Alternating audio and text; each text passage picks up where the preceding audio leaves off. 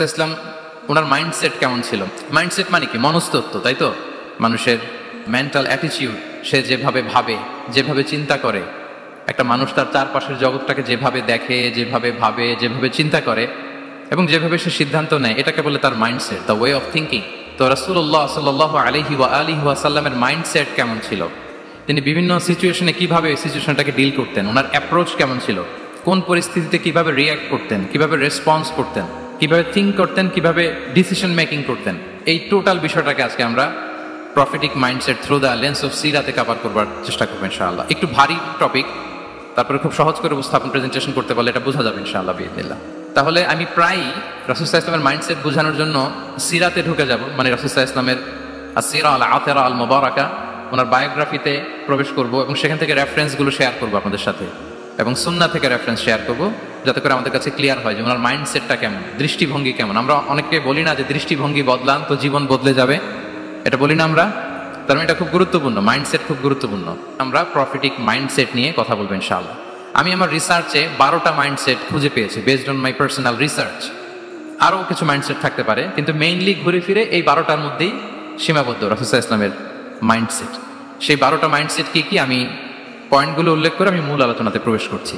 প্রথম হচ্ছে god centric mindset, 2 নম্বরে ভিশন ওরিয়েন্টেড, 3 নম্বরে উইজডম ড্রিভেন, 4 নম্বরে রিফর্ম সেন্ট্রিক, 5 নম্বরে ওপেন মাইন্ডেড, 6 নম্বর এন্টারপ্রেনাল, 7 নম্বর কনসিডারেট, 8 নম্বর ট্রান্সপারেন্ট, 9 নম্বর অ্যাপ্রিসিয়েটিভ, 10 নম্বর হচ্ছে ফ্লেক্সিবল, 11 নম্বর অপটিমিস্টিক, 12 নম্বর হচ্ছে resilient. Based on my research, আমার ক্ষুদ্র গবেষণা আমি খুঁজে পেয়েছি যে রাসূল সাল্লাল্লাহু আলাইহি ওয়াসাল্লাম এই ধরনের মানসিকতার অধিকারী ছিলেন, এই অ্যাপ্রোচের অধিকারী ছিলেন। প্রথম যেই মাইন্ডসেটটা নিয়ে আমরা আলোচনা করব সেটা হচ্ছে গড সেন্ট্রিক মাইন্ডসেট বা আল্লাহ সেন্ট্রিক মাইন্ডসেট। অর্থাৎ রাসূল সাল্লাল্লাহু আলাইহি ওয়াসাল্লাম যে কোনো কাজে তিনি আল্লাহ তাআলাকে ফিল করতেন, সব কিছু ছিল আল্লাহ তাআলা কেন্দ্রিক, যাই তিনি করতেন না কেন একজন মহান সত্তার সন্তুষ্টির জন্যই তিনি সেটা করতেন। তিনি কে?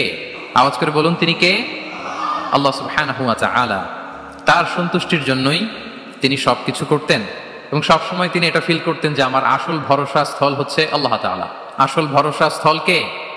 আল্লাহ তাআলা। এবং আল্লাহকেই তিনি ওনার নিজের অভিভাবক হিসেবে সবসময় চিন্তা করতেন এবং তার দয়ার পরশেই যে আমরা বেঁচে আছি, তিনি যে আমাকে আগলে রেখেছেন, সার্বক্ষণিক এটাকে মনের মধ্যে ধারণ করা, সবসময় এই চিন্তাটা ভেতরে লালন করা, এটাকেই বলে গড সেন্ট্রিক মাইন্ডসেট বা আল্লাহ সেন্ট্রিক মাইন্ডসেট। এই মাইন্ডসেটের অধিকারী যদি আপনি হতে পারেন, আপনি একটা ডিভাইন পাওয়ার শিল্ডের ভেতরে থাকবেন, একটা ডিভাইন প্রোটেকশনে থাকবেন। চারিদিকে তুফান, ঝঞ্ঝা, ঝড়, অনেক কিছু, কোনো কিছু আপনাকে স্পর্শ করবে না, কারণ আপনার গড সেন্ট্রিক মাইন্ডসেট আছে। একটা মহা শক্তিধর সত্তার সাথে আপনার সংযোগায়ন আছে, কানেক্টিভিটি আছে। সো প্রথম মাইন্ডসেটটা হচ্ছে গড সেন্ট্রিক মাইন্ডসেট। রাসূল সাল্লাল্লাহু আলাইহি ওয়াসাল্লাম সবসময় সবকিছু আল্লাহ তাআলার সন্তুষ্টির জন্য করতেন এবং তিনি ভাবতেন আমার কেউ না থাক, আল্লাহ আছে। যার কেউ নাই তার কে থাকে? আল্লাহ আছে। এটাই হচ্ছে গড সেন্ট্রিক মাইন্ডসেট। আসুন আমরা সিরাতের ভেতরে ঢুকে যাই। যেটা আমরা বলেছি থ্রু দ্য লেন্স অফ সিরা, সিরাতের পরতে পরতে, সুন্নাহর পরতে পরতে আমরা দেখবো যে তিনি গড সেন্ট্রিক মাইন্ডসেটের অধিকারী ছিলেন কিনা। আল্লাহর হাবিব সাল্লাল্লাহু আলাইহি ওয়াসাল্লাম একবার একটা যুদ্ধ থেকে ফেরার পথে মরুভূমির মাঝখানে সেনাবাহিনীকে থামিয়ে বিশ্রামের ঘোষণা দিলেন যে তোমরা একটু বিশ্রাম নাও। তো উনি একটা গাছের নিচে বিশ্রামের জন্য গেলেন এবং সেখানে গাছের ডালে ওনার তলোয়ারটা ঝুলিয়ে রাখলেন, ঝুলিয়ে বিশ্রাম নিতে লাগলেন, ঘুমিয়ে পড়লেন। হঠাৎ এক বেদুইন এসে রাসূল সাল্লাল্লাহু আলাইহি ওয়াসাল্লামের এই কোষবদ্ধ তলোয়ারটা কোষমুক্ত করে এরকম হাতে নিল। রাসূল সাল্লাল্লাহু আলাইহি ওয়াসাল্লাম ঘুম থেকে জেগে উঠলেন। এবার বেদুইন বলতে আরম্ভ করলো, মাইয়ামনাউকা মিন্নি, এই মুহাম্মদ তোমাকে এবার কে বাঁচাবে বলো, এই তো আমার হাতে তলোয়ার, কে বাঁচাবে? সাথে সাথেই আল্লাহর হাবিব সাল্লাল্লাহু আলাইহি ওয়াসাল্লাম উনি উত্তরে বললেন আল্লাহ। উত্তরে কি বললেন? কোনো চিন্তা ভাবনা নাই যে ওরে আঘাত করা যায় কিনা পাল্টা, বা কোনোভাবে ওর কনফিডেন্স ডাউন করা যায় কিনা, এদিক সেদিক কারো সাপোর্ট চাওয়া যায় কিনা, কোনো দিকে না তাকিয়ে কি বললেন? আল্লাহ। সব সময় তিনি আল্লাহ কেন্দ্রিক ছিলেন। এটাকে বলে গড সেন্ট্রিক মাইন্ডসেট। যে কোনো পরিস্থিতিতে তিনি আল্লাহ যে আমার সাথে আছেন এটা কল্পনা করতেন। এবং সুনানে আবু দাউদের একটি বর্ণনা এসেছে, রাসূল সাল্লাল্লাহু আলাইহি ওয়াসাল্লাম কানা নবী সাল্লাল্লাহু আলাইহি ওয়াসাল্লাম ইযা হাযাবাহু আমরুন সাল্লা, তাকে যখন কোনো জিনিস বিচলিত করত তিনি জায়নামাজের মুসল্লায় দাঁড়িয়ে যেতেন, সালাতের জন্য দাঁড়িয়ে যেতেন। বিপদে পড়লেই আল্লাহর কাছে সেটা সঁপে দিতেন, শেয়ার করতেন। আমরা বর্তমানে কোনো বিপদে পড়লেই কি করি? আগে কোথায় শেয়ার করি? ফেসবুকে। আসলে করা উচিত কার সাথে? হ্যাঁ, আমার স্ত্রীর সাথে শেয়ার করার আগেও শেয়ার করবো কার সাথে? আমার বন্ধুর সাথে শেয়ার করার আগেও শেয়ার করবো কার সাথে? আল্লাহর সাথে।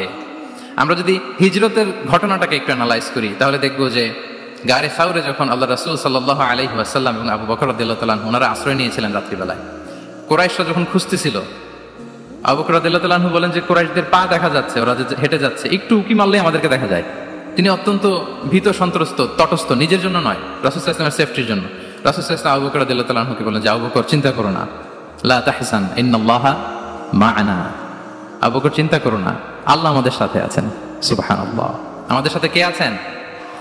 আল্লাহ আমাদের সাথে আছেন। এটা হচ্ছে গড সেন্ট্রিক মাইন্ডসেটের উদাহরণ। আপনার মনকে বুঝাতে হবে যে আল্লাহ আমার সাথে আছে। মনকে তুমি বুঝিয়ে বলো আল্লাহ আছে আমার সাথে। এই বাক্যটা মুখস্থ করা যাবে? মনকে তুমি বুঝিয়ে বলো আল্লাহ আছেন আমার সাথে। আপনার পুরো জীবনের সব কাজের সাথে যদি এই বাক্যটাকে মিলিয়ে ফেলতে পারেন, দেখবেন যে কোনো কিছুই আপনার ক্ষতি করতে পারতেছে না। এটাকে বলে গড সেন্ট্রিক মাইন্ডসেট। আল্লাহ আমার সাথে আছেন, কেউ নাই কিন্তু আল্লাহ তাআলা আমার সাথে আছেন।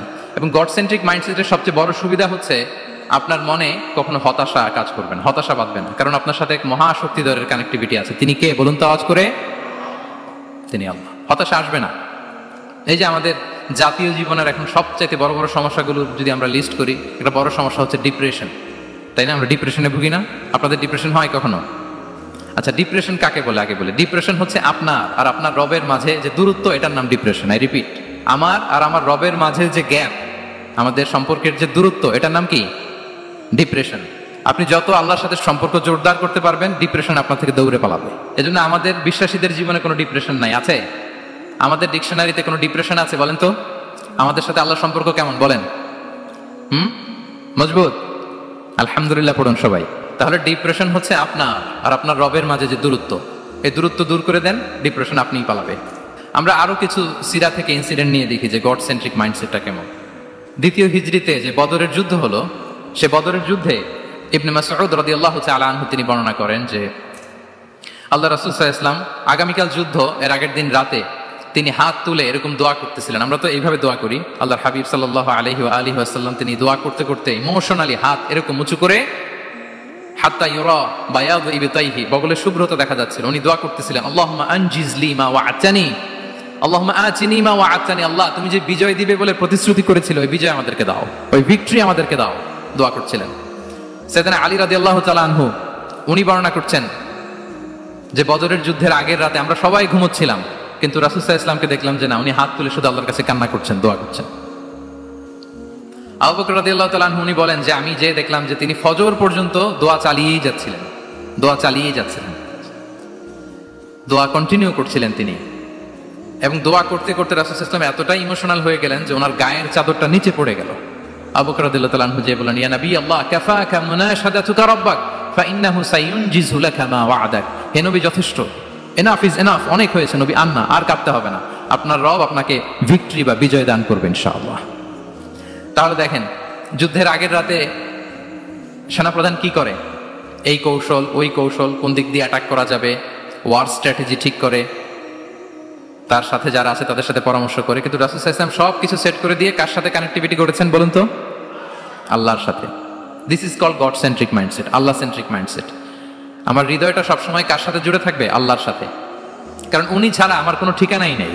তাহলে এই মেন্টালিটি যদি আমরা ধারণ করতে পারি, এটাকে বলে গড সেন্ট্রিক মাইন্ডসেট। তাহলে রাসূলুল্লাহ সাল্লাল্লাহু আলাইহি ওয়াসাল্লামের যে 12টা মাইন্ডসেটের কথা আমরা বলেছি, তার প্রথমটা হচ্ছে গড সেন্ট্রিক। আল্লাহ তাআলা আমাদেরকে গড সেন্ট্রিক মাইন্ডসেট দান করুক।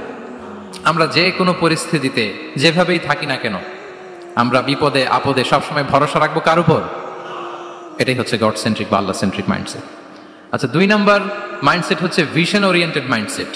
ভিশন ওরিয়েন্টেড মাইন্ডসেট মানে হচ্ছে যার মধ্যে দূরদর্শিতা আছে, ফার সাইটেডনেস আছে, who can anticipate the future, যে ভবিষ্যৎ আগাম অনুমান করে ফেলতে পারে, সামনের পরিস্থিতিকে আগাম অনুমান করতে পারার যে যোগ্যতা বা দীর্ঘমেয়াদী চিন্তা করতে পারার যে ক্যাপাসিটি, এটাকে বলে ভিশন ওরিয়েন্টেড মাইন্ডসেট। এটা আল্লাহ রাসূল সাল্লাল্লাহু আলাইহি ওয়াসাল্লামকে আল্লাহ তাআলা দান করেছেন। উনি ভবিষ্যৎকে আগাম বুঝতে পারতেন, আগাম অনুমান করতে পারতেন, এবং সে অনুযায়ী তিনি স্ট্র্যাটেজি, প্ল্যান, পরিকল্পনা এটা তিনি সাজাতে পারতেন। এটাকে বলে ভিশন ওরিয়েন্টেড মাইন্ডসেট। এবার আসুন আমরা সিরাতের কিছু ইনসিডেন্টকে সামনে নিয়ে আসি যে তিনি কিরকম ভিশন ওরিয়েন্টেড মাইন্ডসেটের অধিকারী ছিলেন। আমরা সবাই হুদাইবিয়ার ঘটনা জানি না? কত হিজরিতে ঘটেছিল বলুন তো সবাই? 6ষ্ঠ হিজরিতে। লাকাদ সাদাকাল্লাহু রাসূলাহুর রুইয়া বিল হক, লা তাদখুলুনাল মাসজিদাল হারামা ইনশাআল্লাহু আমিনিন। রাসূল সাল্লাল্লাহু আলাইহি ওয়াসাল্লাম 6ষ্ঠ হিজরিতে মদিনায় স্বপ্নে দেখলেন যে তিনি উমরা করতে যাচ্ছেন। তো নবীদের স্বপ্ন এটা কেবল স্বপ্ন নয়, এটা আল্লাহর পক্ষ থেকে ওয়াহি, রেভেলেশন। তো সেই হিসেবে তিনি 1400 সাহাবা নিয়ে উমরা করতে চলে গেলেন মক্কায়, কিন্তু মক্কাবাসী ঢুকতে দিল না, থামিয়ে দেয়া হলো। তো তখন একটা চুক্তি হয়েছিল, ওই চুক্তিতে বলা হলো, রাসূল সাল্লাল্লাহু আলাইহি ওয়াসাল্লাম লিখতে বললেন যে লিখো মিন মুহাম্মদ রাসূলুল্লাহ, আল্লাহ রাসূল মুহাম্মদের পক্ষ থেকে কুরাইশদের সাথে এই চুক্তি। কুরাইশরা আপত্তি করলো যে না, শুধু মুহাম্মদ লেখা যাবে, রাসূলুল্লাহ লেখা যাবে না, কারণ তুমি যে রাসূলুল্লাহ, আল্লাহ রাসূল, এটা যদি আমরা মেনে নেই তাহলে তোমার সাথে আর আমাদের দ্বন্দ্ব কিসের, আমরা তো ভাই ভাই হয়ে গেলাম, রাসূলুল্লাহ কাটো। সাহাবারা কেউ রাজি হয় না, বিশেষ করে ওমরে ফারুক রাদিয়াল্লাহু তাআলা উনি রাজি হয় না, না না এটা কাটা যাবে না। রাসূল সাল্লাল্লাহু আলাইহি ওয়াসাল্লাম অনেক বলে কয়ে বুঝালেন যে না, দীর্ঘমেয়াদী চিন্তা করতে গেলে আমাদের এখন একটা শান্তি চুক্তির দরকার আছে, যাতে করে আমরা আমাদের গ্লোবাল নেভিগেশন সিস্টেম, দাওয়া সিস্টেমকে আরো স্ট্রং করতে পারি। অনেক বলে কয়ে রাসূলুল্লাহ কাটা হয়। এরপর তারা বলে চুক্তিতে লিখো যে এই বছর উমরা করতে দেয়া হবে না, এই বছর ফিরে যাবেন আপনারা সবাই। এটাও সাহাবারা রাজি হয় না, আল্লাহ রাসূল সাল্লাল্লাহু আলাইহি ওয়াসাল্লাম রাজি হলেন। আবার আরেকটা ক্লোজে লেখা হলো যে আগামী বছর আসলেও 3 দিনের বেশি থাকা যাবে না, সেটাও রাজি হয়ে গেল রাসূল সাল্লাল্লাহু আলাইহি ওয়াসাল্লাম, সাহাবারা রাজি হচ্ছেন না। এরপর মক্কা থেকে কোনো লোক মদিনায় গেলে মদিনাবাসী তাকে রাখতে পারবে না, ফেরত দিতে হবে। কিন্তু মদিনা থেকে কোনো লোক মক্কায় আসলে মক্কাবাসী তাকে ফেরত দিতে বাধ্য থাকবে না। দেখেন, একটার পর একটা মুসলমানদের বিরুদ্ধে সব ক্লোজ যাচ্ছে, কোন সাহাবীরাই রাজি হচ্ছেন না। কিন্তু আল্লাহ রাসূল সাল্লাল্লাহু আলাইহি ওয়া আলিহি ওয়াসাল্লাম তিনি বললেন যে না, লিখো লিখো। উমর ফারুক রাদিয়াল্লাহু তাআলা আনহু এতটাই রাগান্বিত হলেন, তিনি প্রশ্ন করলেন, ইয়া রাসূলুল্লাহ, আলাইসা আনতা নাবিয়্যুন হক, আপনি এই যে কম্প্রোমাইজের পর কম্প্রোমাইজ করে যাচ্ছেন, আপনি কি সত্য নবী নন, সত্য রাসূল নন? আলাসনা আলা দীনিন হক, আমরা কি সত্যের উপর প্রতিষ্ঠিত নই? আলাইসাল কুরআনু কিতাবুন হক, তো সব যদি সত্য হয় আপনি কেন এগুলো মানছেন? রাসূল সাল্লাল্লাহু আলাইহি ওয়াসাল্লাম বললেন যে ওমর, তুমি বাদশাহ না, মেনে নাও। মেনে নিলেন, এবং এই মেনে নেওয়াটাকে আল্লাহ ভিক্টরি বলে ঘোষণা দিলেন, বিজয় বলে। আল্লাহু আকবার। ইন্না ফাতাহনা লাকা ফাতহাম মুবিনা। এবং হুদাইবিয়ার এই সন্ধি থেকেই বেসিক্যালি মক্কা বিজয় ওইদিকে ত্বরান্বিত হয়েছে গতি প্রবাহটা। কারণ রাসূল সাল্লাল্লাহু আলাইহি ওয়াসাল্লাম অনেক দূর দেখেছেন, সাহাবারা সামনের কিছু বিষয়ে তারা খেয়াল করছেন, কিন্তু রাসূলুল্লাহ সাল্লাল্লাহু আলাইহি ওয়া সাল্লাম তিনি অনেক দূর দেখতে পাচ্ছেন। আচ্ছা বলেন, 3 তলার উপর থেকে একজন একটা ভিউ দেখতে পায়, আর 30 তলা উপর থেকে আরেকজন একটা কন্ডোমিনিয়ামের উপর থেকে একটা পানোরামিক ভিউ দেখতে পায়, দুইজনের ভিউ দেখা কি একরকম হয়? বলেন, একরকম হবে? কখনোই হবে না।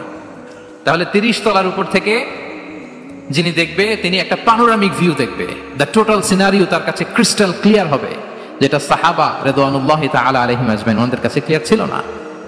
এবং ঠিকই এই যে এটা তো বেশি দিন স্থায়ীও হয়নি, 6ষ্ঠ হিজরি থেকে 8ম হিজরি, মাত্র 3 বছরের ব্যবধানে রাসূল সাল্লাল্লাহু আলাইহি ওয়াসাল্লাম যত রিজিওনাল সুপার পাওয়ার ছিল, ওয়ার্ল্ড সুপার পাওয়ার ছিল, পার্সিয়ান এম্পায়ার, তারপর Roman empire, Byzantine empire, Egyptian empire, সব এম্পায়ারদের কাছে চিঠি পাঠিয়েছেন, সালামুন আলা মান ইত্তাবা আল হুদা আসলিম তাসলাম। এবং ইসলামের এক্সপান্ড হয়েছে, ওনার গ্লোবাল নেভিগেশন সিস্টেম উনি চালু করেছেন। এর কারণ কি? উনি ছিলেন ভিশন ওরিয়েন্টেড মাইন্ডসেটের অধিকারী, দূরদর্শী, অনেক দূর দেখতে পেতেন, অনেক দূর তিনি দেখতে পেতেন, দীর্ঘমেয়াদী তিনি পরিকল্পনা করতে পারতেন। এটা হচ্ছে ভিশন ওরিয়েন্টেড মাইন্ডসেট যারা হয় তাদের ক্যারেক্টারিস্টিক্স বা ফিচার। আরো একটা উদাহরণ দেই, আপনারা কি বলতে পারেন আবিসিনিয়াতে নবুয়তি কত সালে সাহাবারা হিজরতে গিয়েছিল? বলতে পারবেন কেউ? হ্যাঁ, নবুয়তি কত সালে? 5ম সালে। হ্যাঁ, নবুয়তি 5ম বছর ওনারা আবিসিনিয়াতে, বর্তমানে যেটা ইথিওপিয়া বা ইরিত্রিয়া, সেখানে সাহাবারা হিজরতে গিয়েছিলেন। এবং আবিসিনিয়াতে এই যে হিজরতে গেল, তারা সবাই মিলে ফিরে এসেছিল মদিনায় কবে? এটা কি কেউ জানেন? আল্লাহু আকবার, মাশাআল্লাহ মাশাআল্লাহ। বসুন। খায়বার বিজয়ের দিন এসেছিলেন। আবিসিনিয়াতে যারা হিজরতে গিয়েছিলেন তারা মদিনায় ব্যাগ এন্ড ব্যাগেজ সবকিছু নিয়ে খায়বার বিজয়ের সময়, মানে 7ম হিজরিতে এসেছিলেন। তো রাসূল সাল্লাল্লাহু আলাইহি ওয়াসাল্লাম যখন মক্কা থেকে মদিনায় হিজরত করলেন, সব সাহাবারা মদিনায় চলে আসছেন। মদিনায় এখন একটা ইসলামিক সোসাইটি, ইসলামিক স্টেট। বদরের যুদ্ধে মুসলমানদের বিজয়, খন্দকে বিজয়, খন্দক তো 5মে। তারপরে ওনারা কেন আসে না বলেন তো? আসেন 7ম হিজরিতে এসেছেন, জাফর রাদিয়াল্লাহু তাআলা আনহুর নেতৃত্বে, সাইয়েদনা আলী রাদিয়াল্লাহু তাআলা আনহুর আপন ভাই, বড় ভাই, ওনার নেতৃত্বে যখন 7ম হিজরিতে ওখানে যাওয়ার 15 বছর পর যখন তারা সবাই ফিরলেন, রাসূল সাল্লাল্লাহু আলাইহি ওয়াসাল্লাম এত খুশি হলেন, তিনি বললেন, মা আদরি বিআইয়িহিমা আনা আফরাহ বিফাতহি খাইবার আও বিকুদুমি জাফর। আমি কোনটাতে বেশি খুশি আজকে আমি জানি না, খায়বার বিজয়ে বেশি খুশি না আমার ভাই জাফরকে পেয়ে বেশি খুশি। আল্লাহু আকবার, এত খুশি হয়েছিলেন। তো এখন এমনি তো মনে প্রশ্ন জাগে যে রাসূল সাল্লাল্লাহু আলাইহি ওয়াসাল্লাম যখন মদিনায় চলে আসলেন, কোরআনের আয়াতগুলো নাজিল হয়, সালাত ফরজ হলো, যাকাত আসলো, সব হলো, একটার পর একটা হচ্ছে, ইসলামিক স্টেট, তো ওনারাই কেন আবিসিনিয়াতে পড়ে আছেন? প্রশ্ন জাগে না? ওই সময় একটা ক্রাইসিস মোমেন্ট ছিল, তখন ওনারা গিয়েছিল আবিসিনিয়াতে। কিন্তু আসে না কেন? ওনারা এসেছেন 7ম হিজরিতে। এর কারণ আবিসিনিয়ায় কিছু মুসলিমদেরকে রেখে দেওয়া এটা রাসূলুল্লাহ সাল্লাল্লাহু আলাইহি ওয়াসাল্লামের প্ল্যান বি ছিল। কি ছিল? Plan B. রাসূল সাল্লাল্লাহু আলাইহি ওয়াসাল্লাম অপেক্ষা করছিলেন যে মদিনাকে প্রথমে ইন্টারনাল যত থ্রেট আছে এগুলো থেকে মুক্ত করতে হবে, এরপরে মদিনাকে যত এক্সটার্নাল থ্রেট আছে এগুলো থেকে মুক্ত করতে হবে। সব যখন মুক্ত করে উনি দেখলেন যে না, মদিনা সেফ জোন, এখন আর আলাদা একটা বেজ, একটা এক্সট্রা সেফ জোন বা এডিশনাল বেজ আমার কোথাও দরকার নাই। তখনই তিনি লোক পাঠালেন যে যাও, জাফরের নেতৃত্বে আবিসিনিয়ায় যারা হিজরত করেছে তারা সবাই মদিনায় চলে আসো। সুবহানাল্লাহি বিহামদি। তাহলে একটা প্ল্যানে কাজ করতেন না, আমরা তো এরকম করি, একটাই প্ল্যান। প্ল্যান কয়টা? এটা যদি ওয়ার্ক না করে শেষ, আমু নাই, সালাও নাই। কিন্তু রাসূলুল্লাহ সাল্লাল্লাহু আলাইহি ওয়া আলিহি ওয়াসাল্লামের প্ল্যান এ ছিল, প্ল্যান বি ছিল, প্ল্যান সি ছিল। প্ল্যান এ ওয়ার্ক না করলে প্ল্যান বি তে যেতেন, বি ওয়ার্ক না করলে সি তে যেতেন, এইভাবে তিনি কাজ করতেন। তাহলে এটা হচ্ছে বেসিকলি ভিশন ওরিয়েন্টেড মাইন্ডসেটের অধিকারী যারা, তারা এটা করে, যারা ফিউচারকে অ্যান্টিসিপেট করতে পারে, আগাম অনুভব করতে পারে যে কি হতে পারে সামনে। এই যে বাংলাদেশের বিভিন্ন প্ল্যান পরিকল্পনায় আমরা দেখা যায় যে এখান দিয়ে একটা ব্রিজ করে পরে ভাঙতে হয়, রাস্তা একটা তৈরির পরে ভাঙতে হয়, কোথায় এক টানেল হয়ে আছে প্রতি মাসে মাসে এখন লস হয়, তারপর 1 ঘন্টা বৃষ্টি হলে পুরো ঢাকা শহর এটা বন্যা হয়ে যায়। এগুলো হচ্ছে একাধিক প্ল্যান না থাকা, ভিশনারি অ্যাটিটিউডের অধিকারী না হওয়ার কারণে এই ঝামেলাগুলো আমাদের হচ্ছে। তো প্রফেটিক সিরা আর এই প্রফেটিক মাইন্ডসেট থেকে আমাদের নেওয়ার বিষয় হচ্ছে এটা যে আমাদেরকে ভিশনারি অ্যাটিটিউডের হতে হবে। রাসূল সাল্লাল্লাহু আলাইহি ওয়াসাল্লাম ভিশন ওরিয়েন্টেড মেন্টালিটির ছিলেন। আগাম আজ থেকে 50 বছর পরে বাংলাদেশে কি ক্রাইসিস হতে পারে, আজ থেকে ঠিক 100 বছর পরে বাংলাদেশে কি হতে পারে, ওই রোড ম্যাপকে সামনে রেখে আমাদেরকে প্ল্যান করতে হবে। এটাকে বলে ভিশন ওরিয়েন্টেড মাইন্ডসেটের অধিকারী হওয়া। 3 নাম্বার হচ্ছে উইজডম ড্রিভেন মাইন্ডসেট। উইজডম মানে হচ্ছে প্রজ্ঞা। প্রজ্ঞা কি? জ্ঞান আর কমন সেন্স দুইটা একসাথে হইলে ওইটার প্রজ্ঞা বলে। When the knowledge and common sense join together, it reflects as wisdom. আপনার জ্ঞান এবং আপনার কমন সেন্স একসাথে হইলে ওইটা উইজডম হয়ে যায়। রাসূল সাল্লাল্লাহু আলাইহি ওয়াসাল্লাম ছিলেন প্রজ্ঞায় সমৃদ্ধ এক মননের অধিকারী। ওনার সব কিছুতেই প্রজ্ঞা ছিল। উইজডম ইন গিভিং অ্যাডভাইস, উপদেশ দেওয়ার সময় ছিল। উইজডম ইন পলিসি মেকিং এর সময় সেখানে প্রজ্ঞা ছিল। Wisdom in action, strategic plan, কোন স্ট্র্যাটেজিক প্ল্যানের ক্ষেত্রে প্রজ্ঞা ছিল। রাসূল সাল্লাল্লাহু আলাইহি ওয়াসাল্লাম একই প্রশ্নের উত্তর এক একজনকে এক এক ভাবে দিতেন। অনেক সাহাবারা জিজ্ঞেস করতেন যে রাসূলুল্লাহ একই প্রশ্ন, একে বললেন এইটা, ওরে বললেন ওইটা, ওরে বললেন আরেকটা, এটা কেন? তো রাসূল সাল্লাল্লাহু আলাইহি ওয়াসাল্লাম বললেন যে আমি জানি ওর কিসে ঘাটতি, আমি জানি ওর কি প্রয়োজন, আমি জানি ওকে কোন নাসিহাটা দিলে কাজ করবে, ফলে এক একজনকে আমি এক এক ভাবে ক্লারিফাই করেছি। আল্লাহু আকবার। This is called wisdom. আচ্ছা, উইজডম, রাসূল সাল্লাল্লাহু আলাইহি ওয়াসাল্লাম যে উইজডম ড্রিভেন মাইন্ডসেটের অধিকারী ছিলেন এটার কয়েকটা এক্সাম্পল আমরা সিরাত থেকে দেখি। মক্কা বিজয় হয়েছে কত হিজরিতে? অষ্টম হিজরিতে যখন মক্কা বিজয় হলো তখন রাসূল সাল্লাল্লাহু আলাইহি ওয়াসাল্লাম আম্মা জান আয়েশার সাথে গল্প করছিলেন আর বলছিলেন, আয়েশা, লাউলা হাদাসাতু আহদি কওমিকা বিল কুফরি লানাকাতুল কাবাতা ওয়া লাজআলতুহা আলা আসাসি ইব্রাহিম। আয়েশা, তোমার এই মক্কাবাসী, তোমার এলাকার লোকজন যদি একটা কেওয়াস সৃষ্টি না করতো তাহলে কাবার যে আসল শেপ, আমি ওই আসল শেপে এটাকে ফেরত নিতাম, কিন্তু নিতে গেলে এখন একটা ঝামেলা বাঁধবে, এজন্য নিব না। ব্যাপারটা হচ্ছে আমরা এখন যে কাবাটাকে দেখি এটা হচ্ছে স্কয়ার আকৃতির। স্কয়ার মানে কি? বর্গাকৃতি, তাই তো? বর্তমান কাবা কোন আকৃতির বলেন তো? একটা বড় কিউবের সাইজ না? দূর থেকে দেখলে মনে হয় একটা বড় কিউবের সাইজ, কিউবের আকৃতি মানে স্কয়ার, চতুর্ভুজ। কিন্তু সাইয়েদনা ইব্রাহিম আলাইহিস সালাম যে কাবা নির্মাণ করেছিলেন এটা কিন্তু এরকম কিউব ছিল না, ওটা ছিল রেক্ট্যাঙ্গেল। রেক্ট্যাঙ্গেল ছিল মানে আয়তাকৃতির ছিল, এরকম লম্বা। এই যে টেবিলটা যেরকম, টেবিলের যে শেপ এরকম ছিল, এরকম লম্বা কাবা ঘর ছিল আয়তাকৃতির। কিন্তু এখন এটা কমে স্কয়ার আকৃতির হয়ে গেছে। এর কারণটা কি? কাবা একবার ওখানে অগ্নিকাণ্ড ঘটার কারণে ধ্বংস হয়েছিল, ফলে কাবাকে আবার রিনোভেশন করা লেগেছিল, পুনর্নির্মাণ। তো কুরাইশরা সিদ্ধান্ত নিয়েছিল কাবা পুনর্নির্মাণে আমরা কোনো হারাম টাকা ইউজ করবো না, যার কাছে যত হালাল টাকা আছে নিয়ে আসা হলো। কিন্তু হালাল টাকা যতটুকু জমা হয়েছে এটা দিয়ে পুরো কাবা নির্মাণ হয় না, অর্ধেক হয়। ফলে কাবা যে আয়তাকৃতির ছিল সেটা না হয়ে গেছে কি বলেন? বর্গাকৃতির মানে স্কয়ার। ওই স্কয়ার কাবাই আজ পর্যন্ত রয়ে গেছে। কিন্তু ওই যে আয়তক্ষেত্রের যে শেপের মধ্যে যতটুকু জায়গা বাকি ছিল ওইখানে দেখবেন একটা ক্রিসেন্টের মতো আছে, হেজরে ইসমাইল, হাতিমে কাবা বলে। ওইটার ভিতরে নামাজ পড়া আর কাবার ভিতরে নামাজ পড়া একই হুকুম। ওইটার ভিতরে নামাজ পড়া আর কাবার ভিতরে নামাজ পড়া কি একই হুকুম। ফলে ওই হাতিমের ভেতরে ফরজ সালাত আদায় হয় না, নফল সুন্নাত পড়া যায়। এমনকি কাবার ভেতরেও ফরজ সালাত আদায় করলে আদায় হবে না, কারণ নামাজের ফরজের মধ্যে একটা ফরজ হচ্ছে ইলা জিহাতিল কাবা, টু দ্য ডাইরেকশন অফ কেবলা, আপনার কেবলা মুখী হইতে হবে না। আপনি তো কাবার ভিতরে ঢুকে গেছেন, এখন কাবা কোন দিকে? কাবা তো নাই, বের হইতে হবে। বের হয়ে কাবা মুখী হলে সালাত হবে। I think you got the point. তো তাহলে রাসূল সাল্লাল্লাহু আলাইহি ওয়াসাল্লামের উইজডম বা প্রজ্ঞাটা এখানে দেখেন। আম্মা জান আয়েশা রাদিয়াল্লাহু তাআলা আনহাকে উনি বললেন যে, আয়েশা, মক্কা তো বিজয় হলো, মক্কার কন্ট্রোল তো এখন আমার হাতে। চাইলে আমি কাবাকে ভেঙে সেই ইব্রাহিম আলাইহিস সালামের যে বেইজ এরকম লম্বা করে শেপ দিতে পারি, কিন্তু দিব না। কেননা দিলে মক্কা একটা ক্যাওস হতে পারে। কি হতে পারে? কারণ তারা একেবারে ভেরি রিসেন্ট মুসলমান হয়েছে, তারা না বুঝেই বলবে যে সেই আদি কাবা, মোহাম্মদ এই কাবার অপমান করেছে, কাবাকে ভুলুণ্ঠিত করেছে, সম্মানকে নষ্ট করেছে, এরকম একটা কোশ্চেন রাইজ করতে পারে। এই জন্য আমি করলাম না। সুবহানাল্লাহ। This is called wisdom. এটাকে কি বলে? প্রজ্ঞা। এটাকে প্রজ্ঞা বলে। তাহলে আপনার জ্ঞান এবং আপনার কমন সেন্স দুইটা যখন কানেক্ট করে তখন সেটা প্রজ্ঞা হয়। প্রজ্ঞার আরেকটা উদাহরণ যদি দেই সিরাত থেকে, রাসূল সাল্লাল্লাহু আলাইহি ওয়াসাল্লামের যে কনফ্লিক্ট রিজলভিং ক্যাপাসিটি ছিল, যখন কাবাকে পুনর্নির্মাণ করা হচ্ছে তখন হাজরে আসওয়াদকে বের করা লেগেছিল, এবং রিনোভেশন শেষে আবার হাজরে আসওয়াদকে তার জায়গা মতো, মানে ব্ল্যাক স্টোন যেটাতে চুমু দিলে মানুষের গুনাহ মাফ হয়ে যায়, হাজরে আসওয়াদ, চিনতে পেরেছেন না? ফলে অনেক বোনেরা যাদের জন্য হেজাব নিকাব মেনটেন করা হচ্ছে ফার্স, পর্দার কোনো বালাই নাই, পুরুষের সাথে ধাক্কা ধাক্কি করে তার শরীর মিশে যাচ্ছে, গা মিশে যাচ্ছে, ধাক্কা ধাক্কি করে একটা সুন্নতের জন্য ফরজকে স্যাক্রিফাইস করে ফেলতেছে। মানে ফোকাস ঠিক নাই আর কি, কোথায় যে কোনটা করতে হবে ওইটাই ভুলে গেছে। তো এই হাজরে আসওয়াদ পাথরকে আবার জায়গা মতো রাখতে হবে। এখন কে রাখবে? এই নিয়ে মারামারি মক্কায়। বড় বড় চারটা গোত্র বলে, এই গোত্র বলে আমি রাখবো, এই গোত্র বলে আমি রাখবো, আরেক গোত্র বলে রক্তের গঙ্গা বইয়ে দেবো মক্কায়, কিন্তু এই সম্মান অন্যকে নিতে দিব না, কারণ ইটস ভেরি প্রেস্টিজিয়াস ইস্যু। যা আমাদের গোত্র এই ব্ল্যাক স্টোন হাজরে আসওয়াদকে নিয়ে জায়গা মতো রেখেছে, এটা কাউকে দিব না।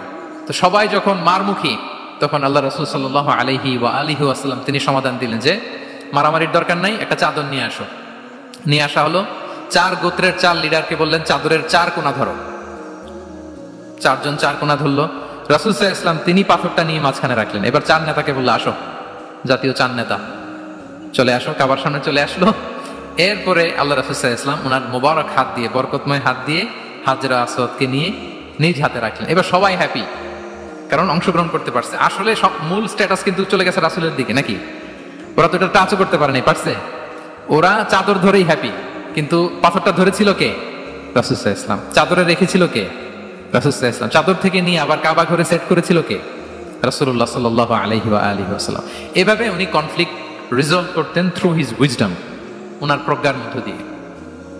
আমরা যদি তায়েফের ঘটনা দেখি, রক্তাক্ত হয়েছেন, পাহাড় রক্ষী ফেরেশতারা এসে বলেছে রাসূলুল্লাহ জাস্ট অর্ডার করেন, আমরা কলাপস করবো এমন ভাবে the entire Taif city will be collapsed, একেবারে স্ম্যাশ করে দিবে, পাউডার হয়ে যাবে। রাসূল সাল্লাল্লাহু আলাইহি ওয়াসাল্লাম বললেন না, বাল আরজু আন ইউখরিজাল্লাহু মিন আসলাবিহিম মান ইয়াবুদুল্লাহ ওয়াহদাহু ওয়া লা ইউশরিকু বিহি শাইআ। তিনি বললেন না, ওদেরকে ধ্বংস করে দিও না, ওদেরকে ধ্বংস করলে লা ইলাহা পড়বে কে? সুবহানাল্লাহ। কি উইজডম ড্রিভেন ছিলেন উনি।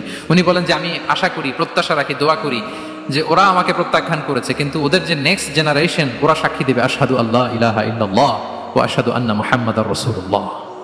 এবং তাই হয়েছে। এখন তায়েফে যান, চারদিক থেকে আল্লাহু আকবার ধ্বনিতে মুখরিত তায়েফ, এবং এত চমৎকার শহর, এটা একটা টুরিস্ট ডেস্টিনেশন হয়ে গেছে। সৌদি আরবিয়াতে যারা যায়, তায়েফ না গেলে লোকদের ভালো লাগে না। ঠান্ডা, সবুজ শ্যামল, রেইনফল হয়, ফলমূল পাওয়া যায়। আব্দুল্লাহ ইবনে আব্বাস রাদিয়াল্লাহু তাআলা আনহুর স্মৃতিধন্য মসজিদ আছে, অনেকগুলো ইউনিভার্সিটি আছে, ইসলামিক ইনস্টিটিউশন আছে। এই যে নয়নাভিরাম তায়েফ, এটা রাসূল সাল্লাল্লাহু আলাইহি ওয়াসাল্লামের উইজডমের ফসল। ওই দিন যদি রাগের চোটে বলতো যে হ্যাঁ দাও, স্ম্যাশ করে দাও, তাইলে এই যে যারা শাহাদা পড়েছে, মুসলিম হয়েছে, এটা কিন্তু হতো না। তাহলে এটা হচ্ছে রাসূল সাল্লাল্লাহু আলাইহি ওয়াসাল্লামের প্রজ্ঞার একটা উদাহরণ। আর একটা উদাহরণে যাই। রাসূল সাল্লাল্লাহু আলাইহি ওয়াসাল্লাম যখন আকাবার দ্বিতীয় শপথ করে ফেললেন ইয়াসরিববাসীর সাথে, তখনও মদিনা হয়নি।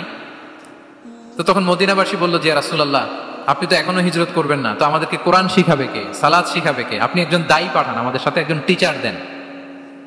রাসূল সাল্লাল্লাহু আলাইহি ওয়াসাল্লাম তখনও মদিনাতে হিজরতে যাননি, আমাদের সাথে একজন দায়ী পাঠাবেন।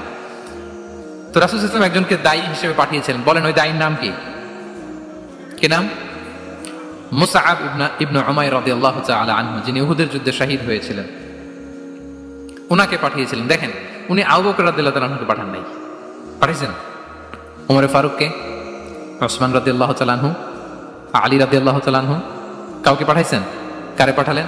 মুসআবকে। এর কারণ হচ্ছে উনি দেখতে খুব স্মার্ট ছিলেন, খুব ড্যাশিং ফেসের অধিকারী ছিলেন, মক্কার এলিট ফ্যামিলির একজন যুবক ছিলেন, এবং উনি সবচেয়ে দামি দামি পারফিউম কালেক্ট করে ওইটা দিতেন।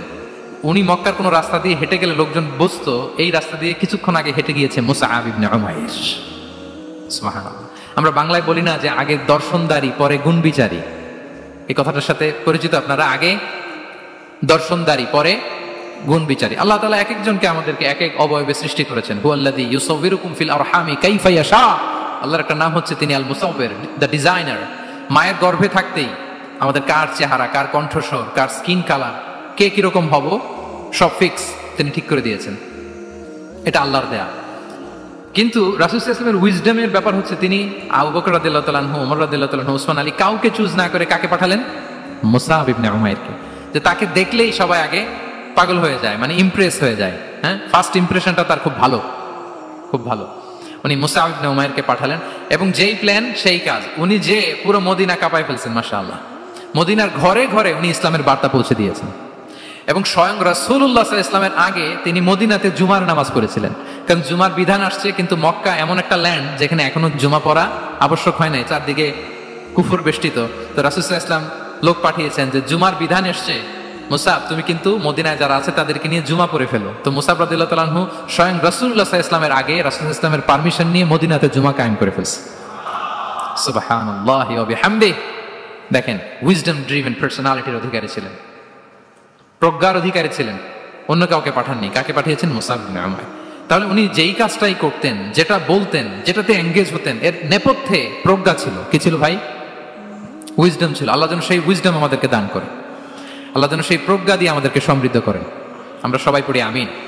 4 নাম্বার হচ্ছে রিফর্ম সেন্ট্রিক মাইন্ডসেট। মানে রাসূল সাল্লাল্লাহু আলাইহি ওয়াসাল্লাম সংস্কারবাদী ছিলেন আর কি। ভুলভাল দেখলে রিফর্ম করতেন, ইসলাহ করতেন, সংস্কার। এখন তো এই যে অনেকগুলো সংস্কার কমিটি হলো দেখলাম বাংলাদেশে, খুব সুন্দর, বিভিন্ন বিষয়ে সংস্কার হচ্ছে। এবং স্বাধীনতার পরে আমাদের বয়স তো আর বেশি না, মানে সব দলের লোকেরা মিলে একসাথে এরকম বসা, এরপর রাষ্ট্রীয় ইস্যু নিয়ে ডিসকাস করা, এরপর মাঝে মাঝে আবার ওয়াক আউট করা, আবার একটু মিষ্টি ঝগড়া করা, আবার একটু ফান করা, এসব কিছুর মধ্য দিয়ে জাতির জন্য ভাবা, নতুন নতুন চিন্তা প্রণয়ন। That's very good, I do appreciate. এটা দরকার। এমন বাংলাদেশই তো আমরা চেয়েছিলাম, ঠিক কিনা বলেন? এই যে রিফর্ম হচ্ছে, এটা অ্যাপ্রিসিয়েবল। রাসূল সাল্লাল্লাহু আলাইহি ওয়াসাল্লামের কিন্তু এই রিফর্ম সেন্ট্রিক মাইন্ডসেট ছিল। অন্যায় দেখলে, ভুলভাল দেখলে, অসঙ্গতি দেখলে, ইনকনসিস্টেন্সি দেখলে শুধরে দিতেন। শুদ্ধাচার অভিযান চালিয়েছেন মক্কাতেও মদিনাতেও, রিফর্ম করতেন। সব খারাপকে তিনি ভালো দিয়ে পরিবর্তন করে দিতেন। আসুন সিরাতের আয়নায়, থ্রু দ্য লেন্স অফ সিরা আমরা দেখি কিভাবে পরিবর্তন করতেন। রাসূল সাল্লাল্লাহু আলাইহি ওয়াসাল্লামের একটা আদত বা হ্যাবিট ছিল, তিনি কোনো ব্যক্তির বা কোনো স্থানের কোনো বাজে নাম বা খারাপ নাম দেখলে ওটা ভালো নামে চেঞ্জ করে দিতেন। মক্কা থেকে মদিনায় হিজরতের আগে মদিনার নাম ছিল ইয়াসরিব। কি ছিল? ইয়াসরিব মানে হচ্ছে প্রতিশোধ বা নিন্দা বা ক্ষোভ বা ভর্ৎসনা, সবগুলোই খুব বাজে মিনিং ডিনোট করে। রাসূল সাল্লাল্লাহু আলাইহি ওয়াসাল্লাম বললেন, আমি যেই শহরে হিজরত করব এই শহরের নাম ক্ষোভ, এই শহরের নাম হিংসা, এটা হইতে পারে? বলেন। রাহমাতাল লিল আলামিন, হ্যাঁ, mercy and peace for the entire universe করে যাকে আল্লাহ পাঠিয়েছেন, উনি যেই শহরে থাকবেন ওই শহরের নাম প্রতিশোধের শহর, এটা হবে? উনি শহরের নাম চেঞ্জ করে দিলেন। উনি শহরের নাম দিলেন মদিনাতুন নবী। কি দিলেন? মদিনাতুন নবী, অথবা তাবা, তাইবা, চেঞ্জ করে দিলেন, পরিবর্তন করে দিলেন। এক এলাকায় যে বিষ্ণু সাল্লাল্লাহু আলাইহি ওয়াসাল্লাম দেখলেন যে গাছপালা হয় না, উনি বললেন মাসমু হাযিহিল আরদ, এই জায়গার নাম কি? সবাই বলে ইসমুহা গাদেরা। গাদেরা মানে হচ্ছে মাকান লা নাবাতা ফিহি ওয়ালা শাজার, এমন জায়গা যেখানে ঘাস লতাপাতা কিছুই জন্মায় না। রাসূল সাল্লাল্লাহু আলাইহি ওয়াসাল্লাম বললেন, এই জন্যই তো ঘাস জন্মায় না, নাম তো রাখছো খুব বাজে একটা নাম। রাসূল সাল্লাল্লাহু আলাইহি ওয়াসাল্লাম বললেন, আজ থেকে এলাকার নাম গাদেরা নয়, এলাকার নাম আজকে থেকে খাদেরা। কি নাম? খাদেরা মানে কি বলেন? সবুজ, গ্রিন, এভারগ্রিন, সবুজ শ্যামল। এবং রাসূল সাল্লাল্লাহু আলাইহি ওয়াসাল্লাম যখন গ্রিন ল্যান্ড নাম দিয়ে দিলেন, এরপর থেকে সবুজ শ্যামল করে আল্লাহ জায়গাটাকে বরকতময় করে দিলেন। Changing names. এক সুন্দরী নারীকে বললেন মাসমুকি, কি নাম? বলে আসিয়া। আসিয়া মানে অবাধ্য। রাসূল সাল্লাল্লাহু আলাইহি ওয়াসাল্লাম বললেন, তুমি এত সুন্দরী, you are a beautiful lady, আর কি বাজে একটা নাম রেখেছো আসিয়া। তুমি আসিয়া কেন হবে? আজকে থেকে তোমার নাম জামিলা, মানে তুমি সুন্দরী, রূপবতী। সুবহানাল্লাহ, সুন্দর একটা নাম দিয়ে দিলেন। এক সাহাবীর নাম ছিল হাসান। হাসান মানে রাফ এন্ড টাফ, রুক্ষ। রাসূল সাল্লাল্লাহু আলাইহি ওয়াসাল্লাম বললেন, না, হাসান না, তোমার নাম আজকে থেকে সাহাল। কি নাম? সাহাল। সাহাল মানে সহজ। উনি বলেন, যেদিন থেকে সাহাল রাখছি এর আগ পর্যন্ত নাকি ওনার অসুস্থতা, রোগ বালাই একটার পর একটা লেগেই থাকতো। যেদিন থেকে সাহাল, ওই দিন থেকে উনি বলেন যে আল্লাহ তাআলা নবীর এই নাম চেঞ্জ করে দেওয়ার বারাকায় আমার পুরো জীবনের সব কাজকে আল্লাহ তাআলা সহজ করে দিয়েছে। তাহলে রিফর্ম সেন্ট্রিক মাইন্ডসেট, আমরাও খারাপ কিছু দেখলে ভালো দিয়ে পরিবর্তন করব, কি বলেন? আচ্ছা, এটা তো নাম চেঞ্জ করে দেয়া। এবার সোশ্যাল রিফর্ম তিনি কি কি করেছেন আমরা একটু দেখি। তিনি যখন যুবক, মক্কায় এক ইয়ামানি লোক ব্যবসা করতে এসে তার প্রোডাক্ট বিক্রি করার পরে, আস ইবনে ওয়াইল নামে এক লোকের কাছে বিক্রি করার পরে যখন দাম চাইতে গেল, আস বলে, আরে বেটা আমরা মক্কার সন্তান, আমরা দাম দিব না। তো সে ভাবলো হয়তো আমার সাথে ঠাট্টা করেছে, হজের মৌসুম যাক, বেচাকেনা শেষ করে যাওয়ার পথে দামটা নিয়ে যাবো। সে ফেরার দিন আবার গেল যে আমার তো জিনিসের দামটা আপনি দিলেন না। সে বলে, আমরা এই ভূখণ্ডের মালিক, আমরা দাম দেই না। এটা তো বড় জুলুম। সে কান্নাকাটি শুরু করলো। তার এই কান্নাকাটি দেখে আল্লাহ রাসূল সাল্লাল্লাহু আলাইহি ওয়াসাল্লাম, ওনার চাচা জুবাইর ইবনে আব্দুল মুত্তালিব সহ ইয়াং স্টার যারা আছে, দ্য ইয়ুথ অফ মক্কা, তাদের সবাইকে নিয়ে একটা সোসাইটি করলেন। এই যে আমরা হালাফুল ফুজুলের নাম শুনি না, যেটা বাংলায় আমরা কি বলি, হিলফুল ফুজুল। এই নামে তো অনেক সংগঠন আছে বাংলাদেশে, কি বলেন? যুবকরা কোনো সংগঠন করলে কমনলি এই নামটা পছন্দ করে, হিলফুল ফুজুল। আসলে এটার মূল নাম ছিল হালাফুল মুত্তাইয়িবিন। তিব মানে হচ্ছে রং।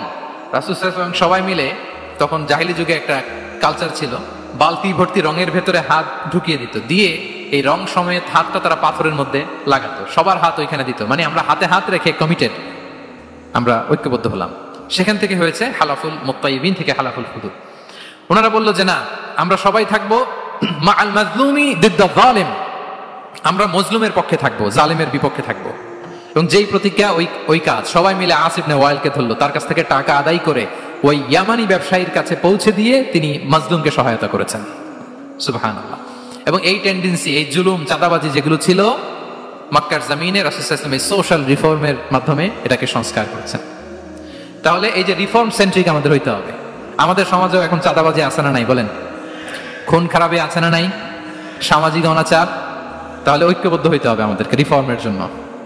যুবক যারা আমরা আছি, যাদেরকে আল্লাহ আমাদের বলার সুযোগ দিয়েছে, লেখার সুযোগ দিয়েছে, ফিল্ডে কাজের সুযোগ দিয়েছে, আমরা সবসময় মাজলুমের পক্ষে থাকবো, আমরা সবসময় জালেমের বিপক্ষে থাকবো। আমাদের নীরবতা আর আমাদের নিশ্চুপ থাকাই জালিমদেরকে আরো বড় বড় জালিম বানিয়েছে। এজন্য নাহনু মাআল মাজলুম দিদ্দা যালিম, এটা হচ্ছে আমাদের স্লোগান। আমরা কাদের সাথে? মজলুমের সাথে। আওয়াজ করে বলেন, কার সাথে? ইত্তাকু দাওয়াতাল মাজলুম। রাসূল সাল্লাল্লাহু আলাইহি ওয়াসাল্লাম বলেন, তোমরা মাজলুমের কান্নাকে ভয় করো, কেননা মাজলুমের কান্না আর আল্লাহর মাঝে কোনো ফারাক থাকে না, কোনো পর্দা থাকে না, বদদুয়া করলেই কবুল হয়ে যায়। তাহলে এভাবে রাসূলুল্লাহ সাল্লাল্লাহু আলাইহি ওয়াসাল্লাম তিনি সোশ্যাল রিফর্ম করেছেন।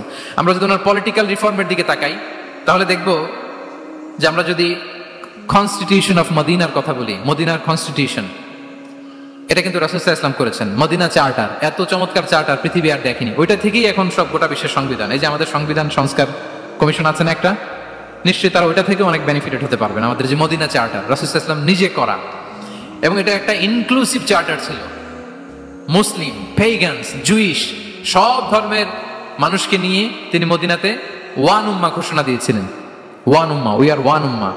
হোক তুমি পেগান মুশরিক, হোক তুমি জুইশ মানে ইহুদি, হোক তুমি মুসলিম, তুমি যেই ধর্মের হও না কেন, মদিনাকে রক্ষা করতে যে আমরা সবাই মিলে উম্মাহ ওয়াহিদা, আমরা সবাই মিলে কি উম্মাহ ওয়াহিদা। পৃথিবীর অনেক দেশ এই আইডিওলজিকে ধারণ করে হু হু করে এগিয়ে গিয়েছে।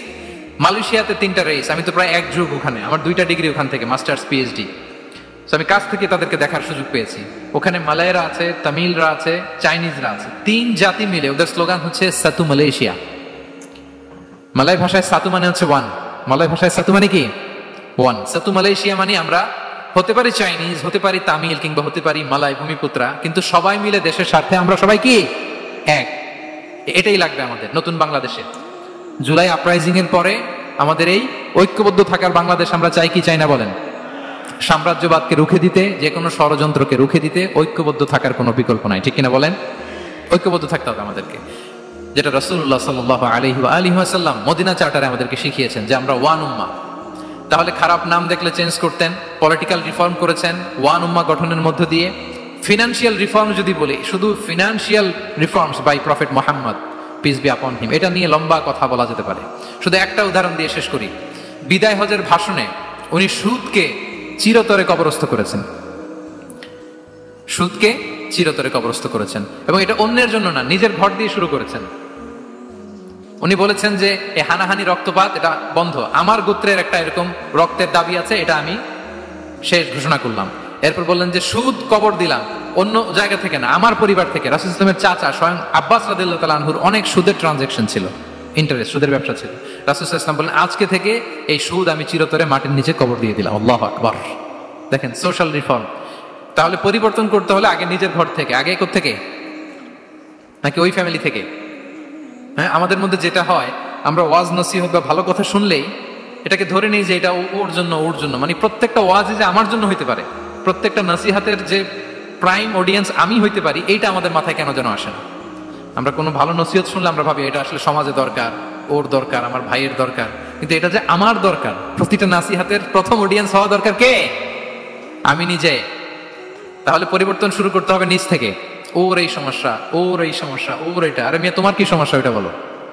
শুধু ওর ওর না দেখে নিজেরটাও দেখতে হবে। দেখেন, অন্যের দিকে এক আঙ্গুল দেখালে নিজের দিকে কয় আঙ্গুল যায় বলেন তো?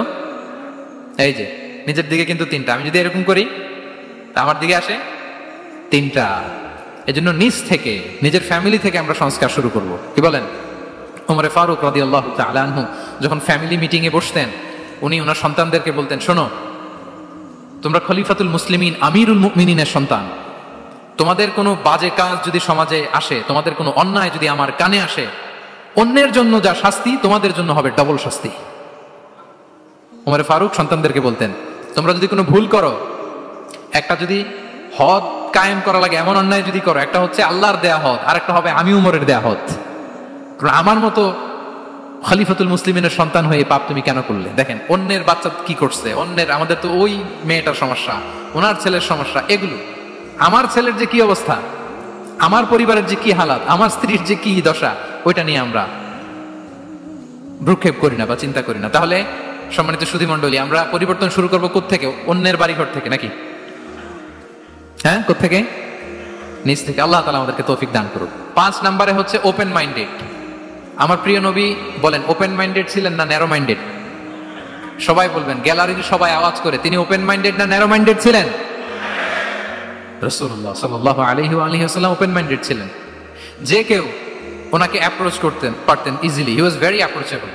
ছোট বড় আবাল বৃদ্ধ বনিতা ওনার সাথে কথা বলতে স্বাচ্ছন্দ্য বোধ করতো, ভয় পেত না। এজন্য সিরাতের পরতে পরতে দেখবেন এক শিশু এসে প্রশ্ন করে, নারী এসে প্রশ্ন করে, বৃদ্ধ এসে প্রশ্ন করে, বন্ধু এসে প্রশ্ন করে, শত্রু এসে কনভারসেশন করে, সবাই এসে ওনার সাথে কথা বলতে পারতো। সুবহানাল্লাহ।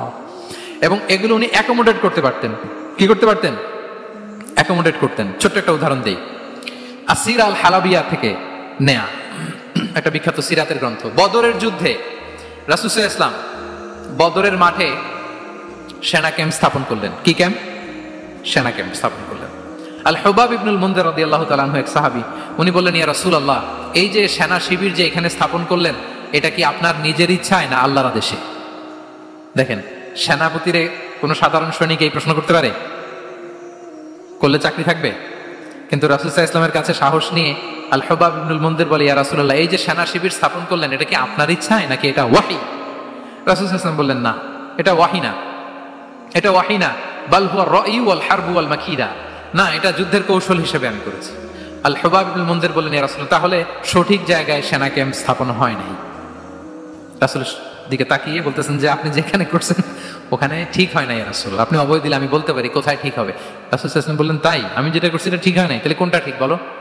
উনি বললেন, ওই যে বদরে একটা কুয়া আছে যেখানে পানির ব্যবস্থা আছে, ওইটার সামনে ব্যারিকেড দিয়ে আমাদের শিবির করতে হবে। তাহলে আমরা বদরের কুয়া থেকে পানি খাইতে পারবো, সারাদিন পানি খাবো, আর কাফিররা যুদ্ধে তো মারা যাবে, পানির অভাবে মারা যাবে।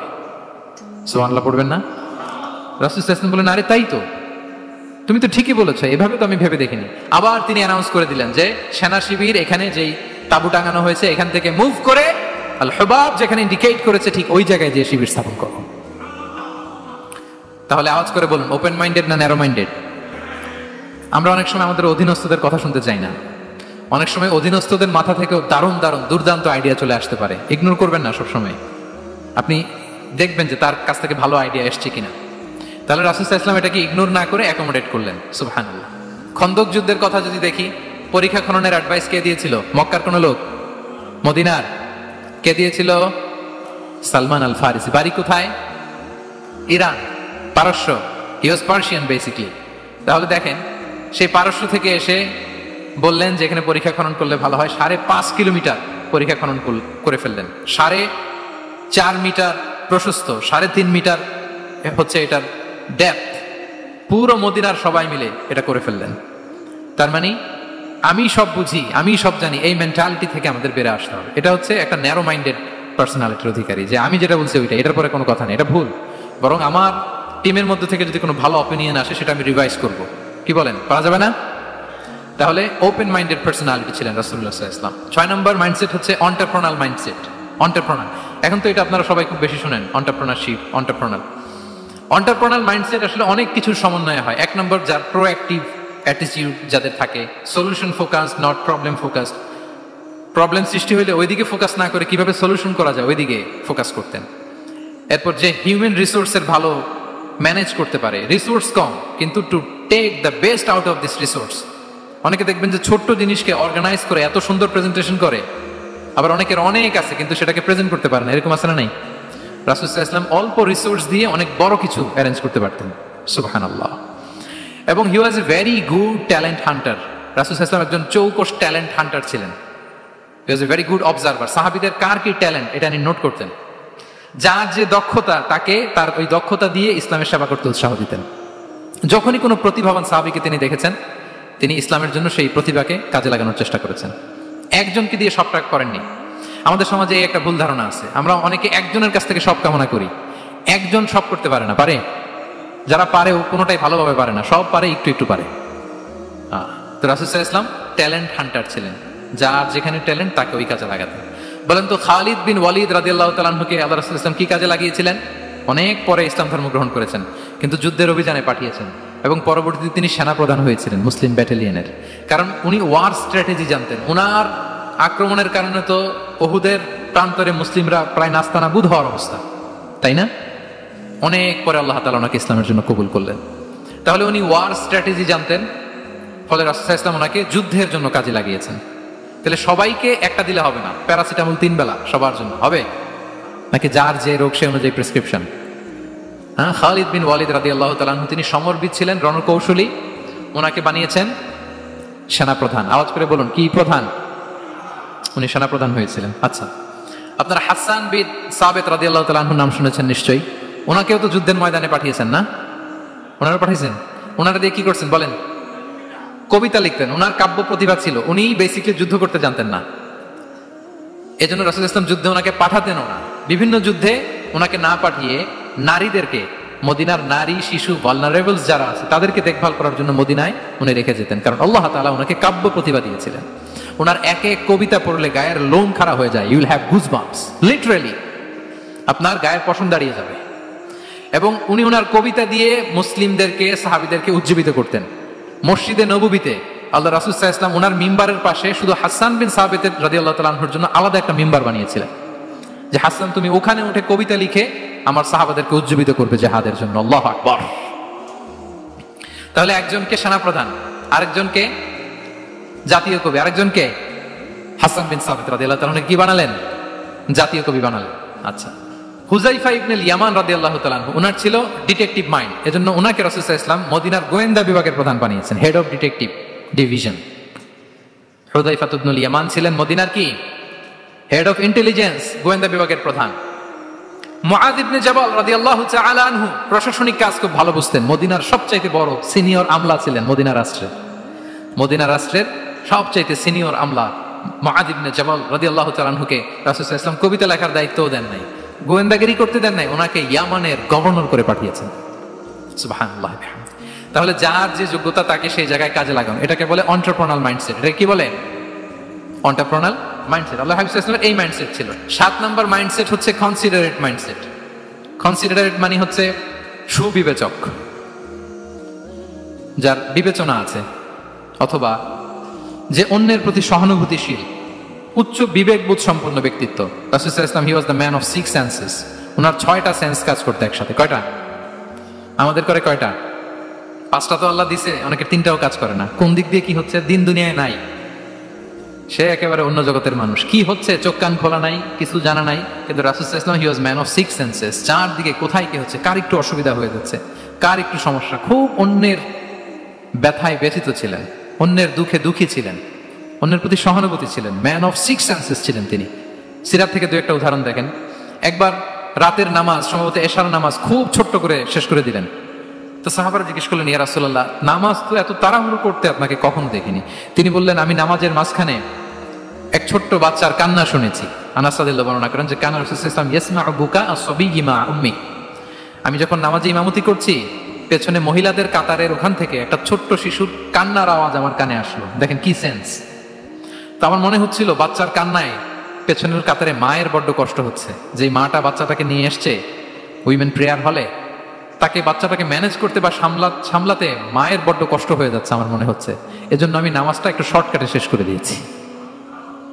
Could you imagine that? কি নবী আমরা পেয়েছি, কিরকম কনসিডারেট ছিলেন, কতটা সুবিবেচক ছিলেন, অন্যের প্রতি কতটা সহানুভূতিশীল ছিলেন তিনি, অন্যের যাতে কোনো সমস্যা না হয় এটা খেয়াল করতেন। মুআয ইবনে জাবাল রাদিয়াল্লাহু তাআলা আনহুকে মদিনার পাশেই এক মসজিদের ইমাম করে পাঠালেন।